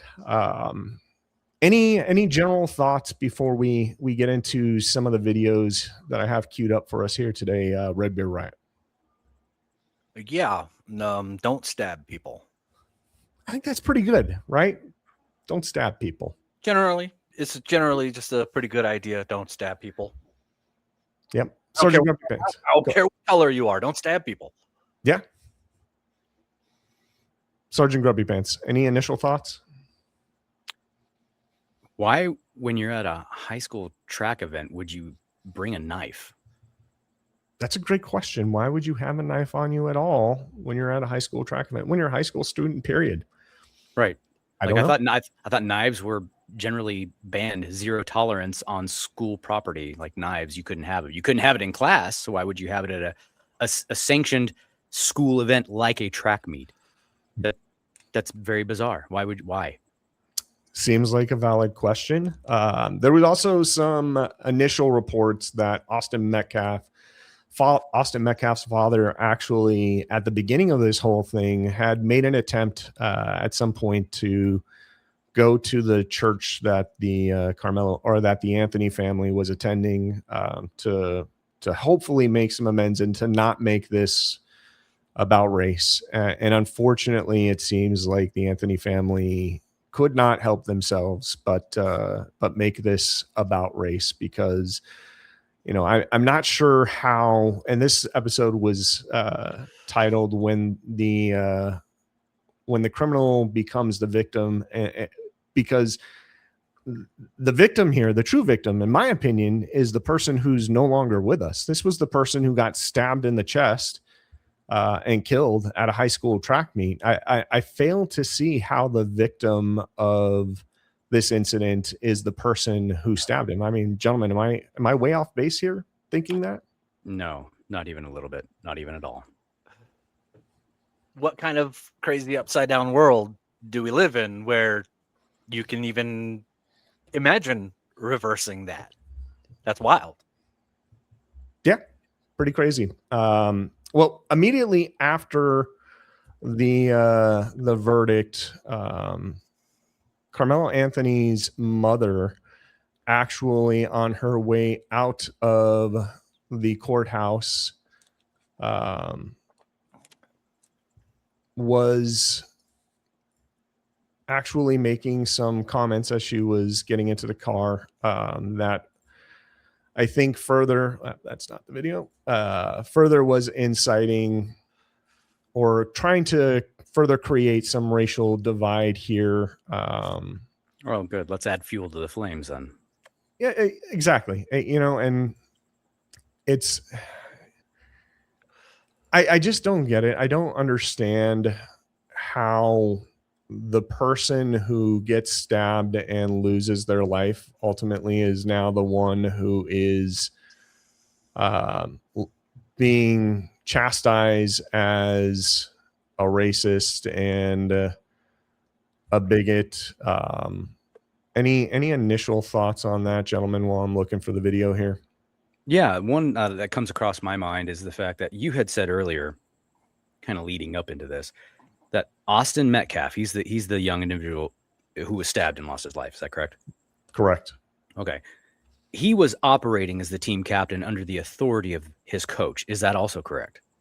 That is what I understand, yes. Okay, so if he was operating in the capacity as an extension of the coach, just trying to keep things in his team tent, where an individual who did not belong to that team was there, he was just operating in the regards of what the coach gave him the authority to do, just like, maintain the team. If anybody doesn't belong here, just let them know they got to leave. Well, if they let them know they got to leave, why didn't he just leave?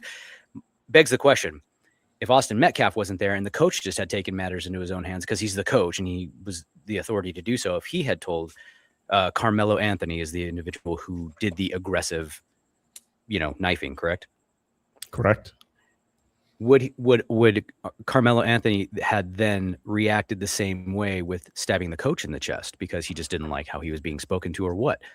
Or that's an interesting question for myself. Why the student but not the coach? If the coach had then been there, would it have played out the same? I did have hypothetical. Somewhat of a similar question, I guess, which was, if I could, I suppose if there's any criticism potentially to be, pointed out on the part of Austin, it might be, well, listen, maybe there should have been an adult brought in, or, that's maybe splitting hairs, but, two teenage guys, one is trying to push the other one out. The other one is, not wanting to go. And I don't know. I mean, if things escalated to a physical altercation, then get into a fisticuffs, right? Like fight. Okay, you fight, you defend yourself. If Carmelo Anthony legitimately felt fearful, like something was going to happen by this whole situation going down, why didn't he just come to blows, right? Why did it have to get so aggressively accelerated to an unaliving of a young individual? Why bring a knife to the track meet to begin with? It seems almost premeditated, like it was intentionally thought out, like this was something that was going to be planned. He was preparing it for, right? It's speculation, in my opinion, but at the same time, I mean, just because someone's telling you to leave and you feel threatened by them, if they don't have a weapon, you don't get to accelerate that with a weapon. Like, you just don't get to do that. Well, and it doesn't rise to deadly force. Yeah, I mean, look, you were in a place you were not supposed to be.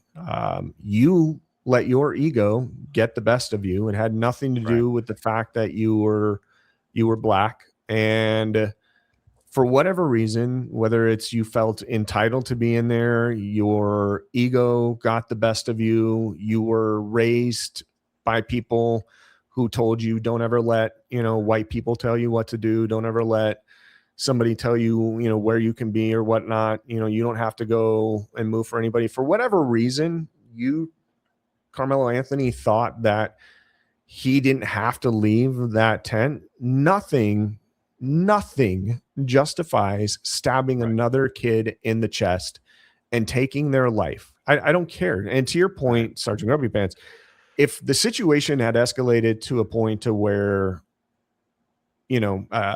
they were putting hands on each other.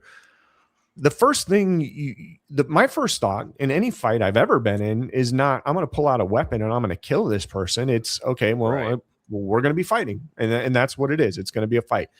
I don't know. I wouldn't go so far as to say that Carmelo Anthony brought a knife to the tent with the intention of using it. However, you do have a knife on you for a reason, right? I mean, it's not to make sandwiches, I'm assuming, and if you are threatening, somebody and saying, watch what happens, and your first reaction is to go and grab said knife and plunge that into the heart of, another student, that to me seems like a pretty clear-cut, dry case. But this is what Carmelo Anthony's mom had to say as she was leaving the courthouse, and I'll go ahead and play that now.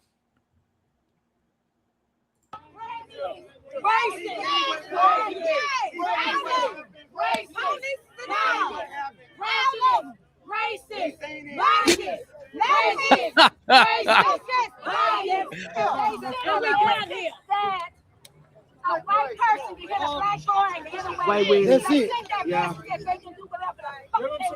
They send a message. Yeah. We love y'all. It ain't the end of the road. We love y'all. Real quick, saying the same thing over and over again and getting louder and shouting doesn't make you right. By the way, No. It's not a valid basis for an argument, and it definitely doesn't prove that you are standing on any real good moral authority.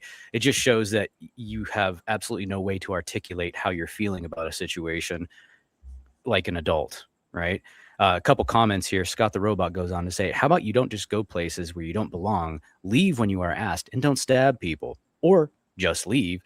And then they continue on saying, oh, he wasn't raised right. And then they go on to say, I rest my case. That's Carmelo Anthony's mother, correct? That was his mom. Yeah. For me personally, the whole, like the race car being thrown out everywhere. I'm so sick and tired of this argument. I am so fed up with it. If this had been reversed and it had been a white kid stabbing a black kid in the heart at a school that he was not supposed to be at, in a tent he was not supposed to be sitting in, there would be riots in the street right now. And I'm 100% confident that is absolutely what would be happening right now. There would be a massive uproar.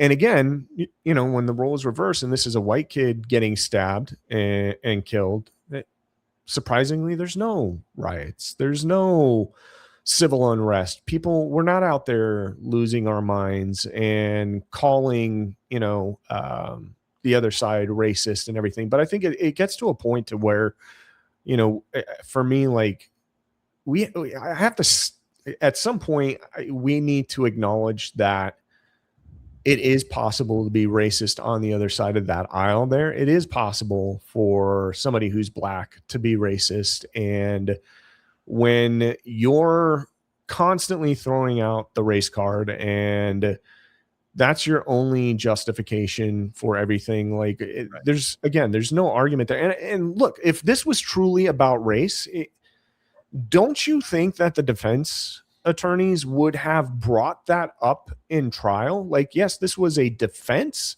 case. This was supposed to be the case they were presenting was a self-defense case, and clearly that didn't pan out based off of the evidence. But if this was in fact a actual race-related case and Austin Metcalf was a racist and had used racial language and had done something based off of race, don't you think that the defense would have brought that up in trial? Redbeard, what do you think?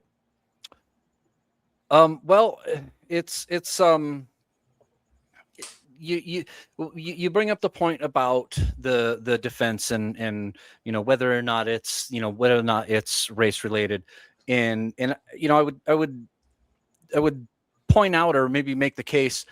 Let's say, for example, that Carmelo was in this tent and everybody in the tent just decided to jump Carmelo. right? And they went and, you know, now it's a beat down and everybody's coming after him. At that point, I'm not necessarily, I'm going to be like, why do you have a knife? But I'm not necessarily going to be crazy upset that you defended yourself, because you're in a deadly force situation. Some, Right. you know, a group of people might stomp you to death, and you have the right to defend yourself under those situations, right?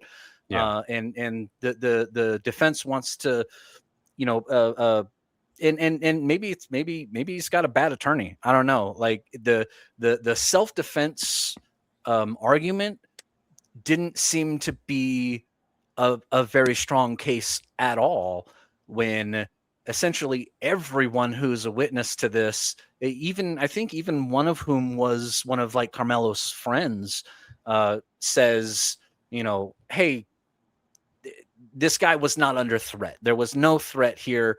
And, you know, just you know, I think growing up, we all have experienced some people, and I'm not going to say wider, you know, and there's not necessarily any color ascribed to it, but people who the highest priority for them is respect, is pride, is whatever, right? And so when they feel disrespected, sort of any level of aggression in return is like justified, right? You know, you insulted somebody, and so now they're going to be, you know, coming after you, or whatever the case is.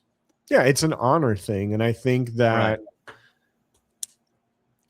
culturally there are certain cultures out there, and I don't think it's just necessarily in Black culture, but I do think there are cultures out there where, you know, if you disrespect somebody's honor, then to them that is justification for taking your life, Right.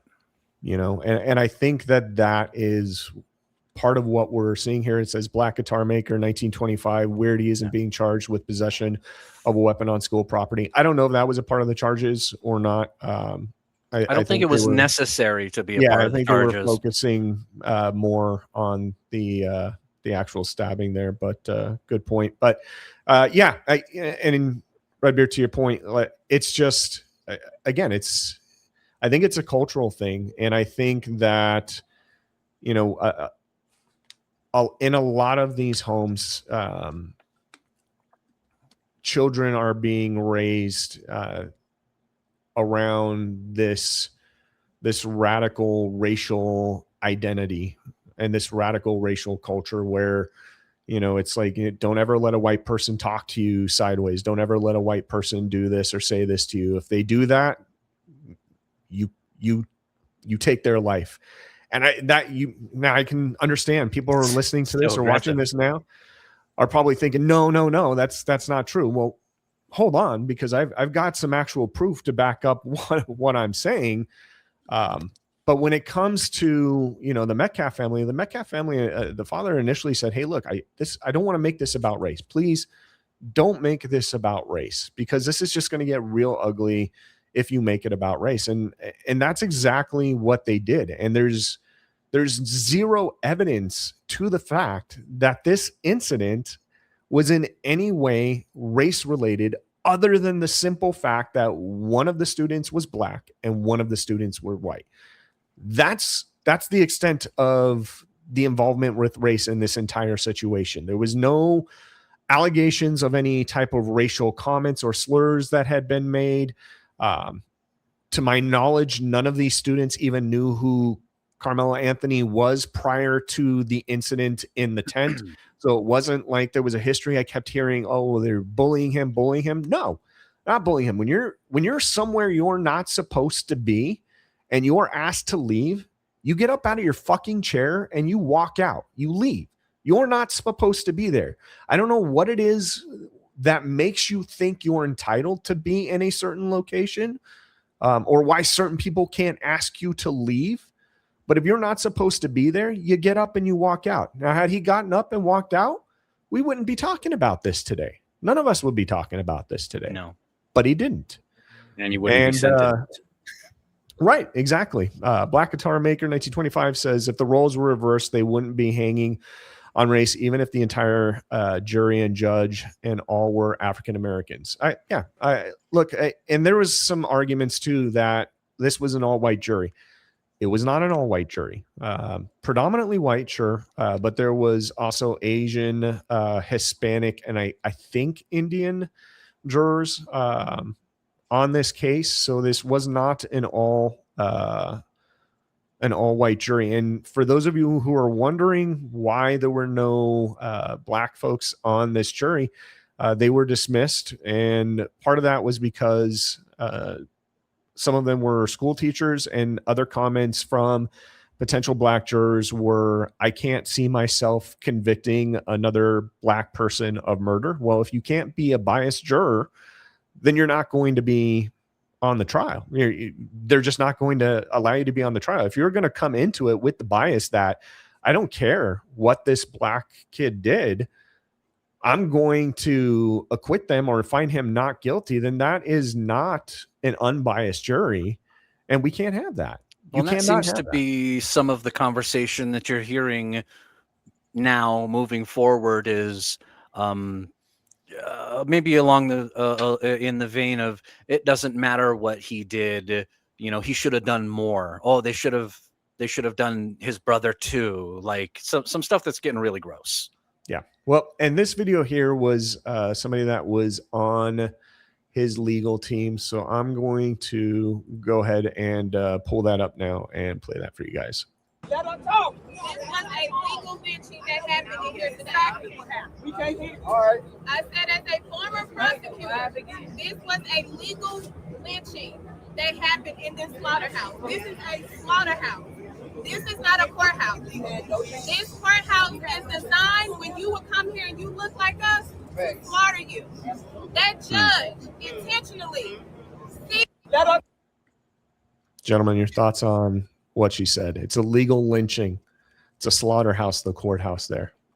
I don't see anybody running out with meat hooks to throw her up on the rack and try to skin her alive and make, ribs out of her or anything of that nature. So what is she really on about? And when you're tried by a jury of your peers, were a majority of the members of this jury male? Because that's what Carmelo Anthony was. He's a male, right? But he is underage. So you can't have a bunch of underage high school kids on the jury, right? Obviously. Well, I think he was underage when the crime took place, but he's 19 years old now. So he's being sentenced as an adult. So he's being sentenced as an adult. If the majority of the peers on there are men and adults, regardless of skin color or race or ethnicity or whatever, then he's being tried fairly by a jury of his peers, right? It doesn't have to be all black jury because that's the definition. So legally, the status is that's what that is. If they're looking for a definitive difference between justice and the law, well, those are two very different things as well, right? The law will supersede whatever justice is, but the judge will also have the final say of what he believes is justified according to the law. That's why my understanding of it goes. Redbeard, what are your thoughts? Legal lynching, slaughterhouse. Probably somewhat hyperbolic there, although I think that they're, you'll see this typically when you have, a court trial, and there's one side that has, they're supported by one side, this guy's supported by that side, and somebody gets convicted, the side of the guy who gets convicted is going to be unhappy, and they're going to, oh, this is a miscarriage of justice, and all these kinds of things, and you have the right to feel that way. Fortunately, we have an ability within our legal system to have appeals and all this kind of stuff. I mean, I didn't follow this trial super close, but from some of what I did get, the evidence was pretty damning. Yeah, pretty overwhelmingly one-sided. I Yeah. mean, what would we say if all of the evidence is overwhelmingly one-sided, and then let's say, and then an all-black jury acquits Carmelo Anthony, right? Austin Metcalf's family is going to be making similar comments, you know, that this is a miscarriage of justice, this is a travesty, this is, you know, all these kinds of things. I get, you know, people are upset their side didn't win. Yeah. But under that, go ahead. No, go ahead. Well, I was going to say, underneath that premise, if that worked out that way, then would the Metcalf family then be just easily discarded as, well, they're just being racist because they didn't get their way? Maybe. Look, I mean, again, the facts are Carmelo Anthony stabbed and killed another student. Yeah, facts. With no prior, you know, history with this student. So there's no way there was a history of any type of, you know, bullying or racial discrimination or anything to that nature. This was, from what I understand, the first time those two individuals had ever met. And you were in a location you were not supposed to be in. And so I keep trying to wrap my head around, what are people on the other side of this aisle so upset with, outside of the fact that that student was white? That student's dead. He's dead. He doesn't get, that father and that mother never get to see that student, that child come home from school again. It's over. That brother, because he was a twin, never gets to see his brother Austin come through that door again, because Carmelo Anthony decided that he was going to let his ego get the better of him, and he was going to take that kid's life. And so I don't understand the argument here of, oh, we're so upset. For me, I'm so exhausted. You know, there's been terms being thrown around, you know, online, like, you know, fatigue and everything. I'm so sick of this argument. I'm so sick of, you know, people telling me that I'm racist. I've been racist since birth because I'm white. I don't know what it's like, you know, to grow up underprivileged. I don't know what it's like, you know, to be a slave, and neither do you, motherfucker. Nobody alive today was ever a slave, ever. Okay, now, so this argument that, like, oh, it's the white people holding black people down. I'm so exhausted. The mentality here is so backwards that we've gotten to this place, like, and I'm going to play this clip right now, where this lady genuinely doesn't know what to tell her son. She doesn't know what to tell her 5 sons when it comes to what type of world they live in. I'll play that now. To be honest, why are we here? What are we here for? Because if we take up, I'll play that again. to be honest, why are we here? What are we here for? Because if we take up for ourselves, we go to jail. If we don't, we die. So it's a catch-22 in this situation. What do you want us to do? What do you want us to do at this point? What? Walk away and don't stab anybody. You know, it's funny you say that, because I was able to locate another video online with a gentleman who does have 5 kids of his own. And this was the message he had for the lady you just saw in the video. What do you want us to do? What do you want us to do at this point? What? I'm lost for it. I don't know what to do. I got 5 boys. I don't know what. I ain't got nothing to tell them no more. You can't walk away no more. What do you want us to do? I also had 5 boys.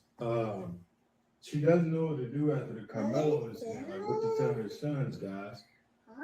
I'm gonna go ahead and try something. Today, boys, when you go out into school, don't stab any other kids. You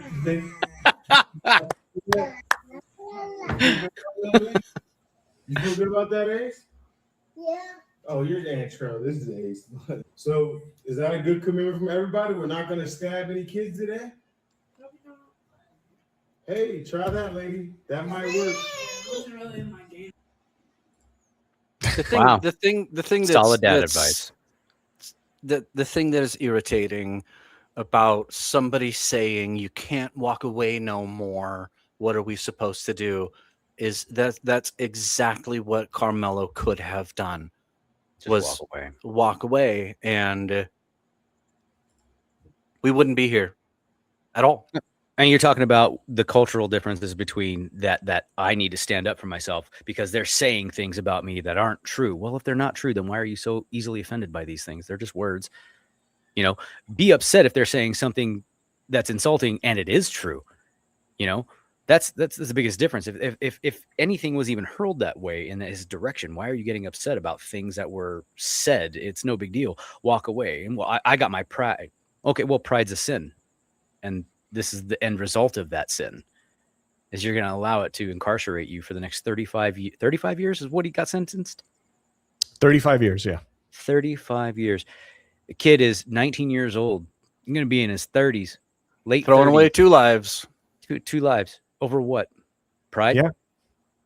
Over not being able to walk away. Black Guitar Maker 1925 says, actually know how self-defense works. That's what you do. Learn and rise above your current ignorance. Absolutely. Hallelujah. Absolutely. Well, and look, I mean, this has spawned a ton of different memes and posts online too from the Black community. And when I say the Black community, I'm specifically talking about a certain sect of the Black community. And it's just been pretty disgusting to see some of the stuff that's being put out. You know, where there's now this trend going around where they're pissing on the grave of Austin Metcalf. There's too many N's for the name Austin. Yeah, well, and I'm not even going to address the fact that apparently that's a woman, but she's standing to be. But anyway, apparently a lot of these are AI images, and not actual people. But what are we doing? Well, what is this? Right. Like, if and it goes on. Let's say we're all the big racists. If this was backwards and there was a white guy pissing on somebody's grave.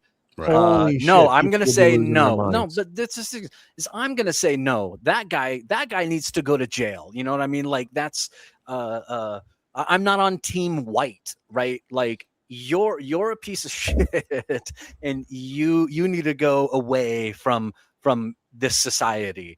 Civilized society. People like this have no that place doesn't in belong. civilized society. No, none whatsoever.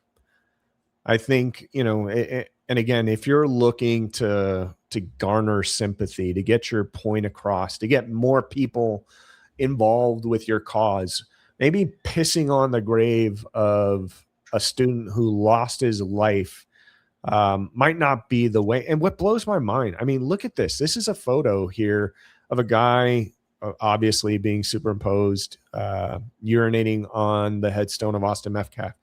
Over 4,000 people liked this photo. Over 4,000 people thought that this is okay. It's okay. Like, again, what did Austin do besides try to remove this guy from a place he didn't belong to begin with? You know, like I don't know what this kid did that garnered so much evil and hatred from the other side of this to warrant people imposing themselves in pictures, urinating on the ground. Like, I look at society today and like, I weep, man. It makes me so sad. You know, I've got a daughter that's not even a year old yet that I've got to raise. And she's going to be out there in the world with people like this and people who think that this is okay. You know, 4,000 people who think this is okay. 2,000 people who think this is okay. Like it blows my mind. I mean, where are we, Redbeard, as a society today where we think that putting images like this online is okay? Like how did we get here?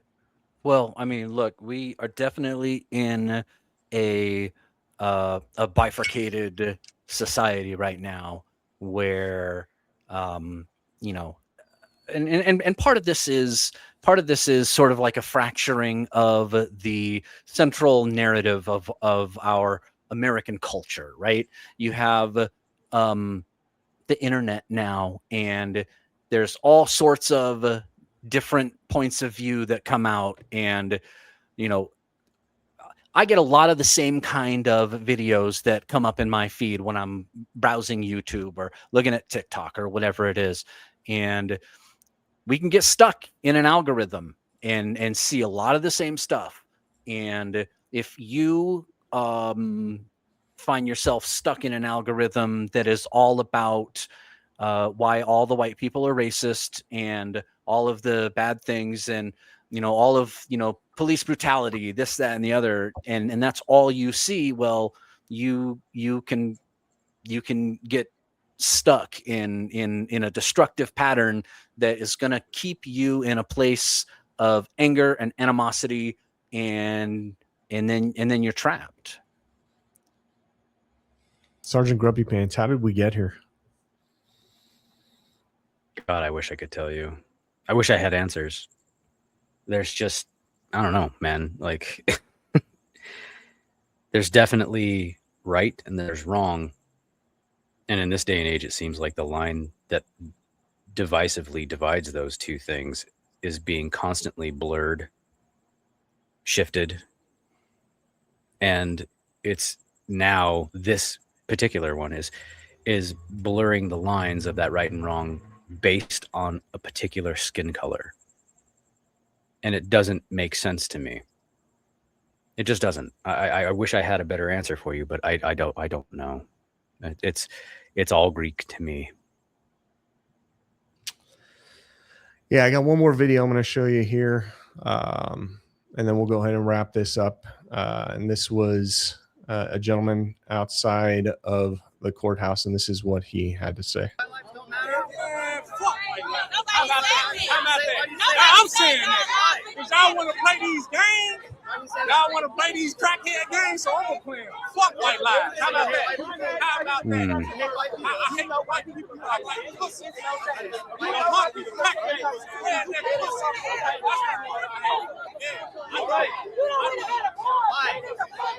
pussy. Interesting. Why are we white people pussies? I've got a lot of other stuff queued up here that we're just not going to have time to get into today. But I mean, there's a laundry list of things out there right now where, the Metcalf family was leaving the courthouse and people were screaming at the family, telling them that they're glad their son's dead and that they wished their other son was dead along with them. And I come back to, like, this needs to stop. Like, who does that? Who does that? Like, this level of evil and race baiting and tribalism, like, this needs to stop.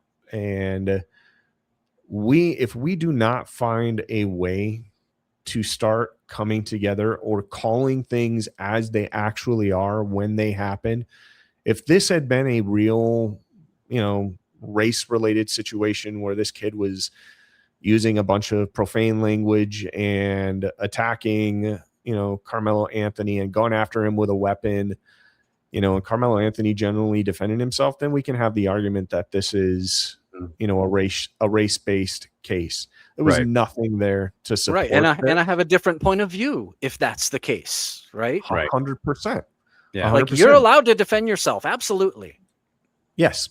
What you're not allowed to do is stab a kid in the heart because you may have gotten pushed or your ego got hurt because somebody was asking you to leave a place that you were not supposed to be in to begin with. Ego. Ugh. Yes.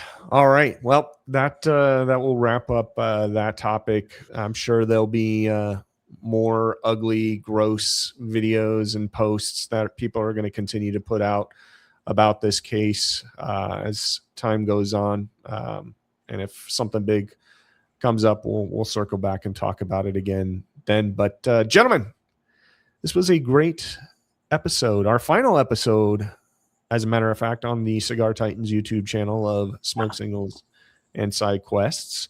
This is point 9. This is point 9. Yes. Next week will officially be episode 1 on the YouTube channel Smoke Signals and Side Quests. Like and subscribe over there for more content like this. Gentlemen, it's been a pleasure hanging out with the two of you today. As it was with you, sir. Good deal, man. Love to be here. Awesome. Well, to everybody out there, don't forget, like and subscribe. Check us out over on YouTube, Smoke Signals and Side Quests. I must have said that a million times this episode already. Just want to make sure that that message lands. Our live episode next week will go live exclusively on that channel. Will no longer be on the Cigar Titans channel. So check us out over there. Until then, we'll see everybody next week. Thanks for being here. Have a good one.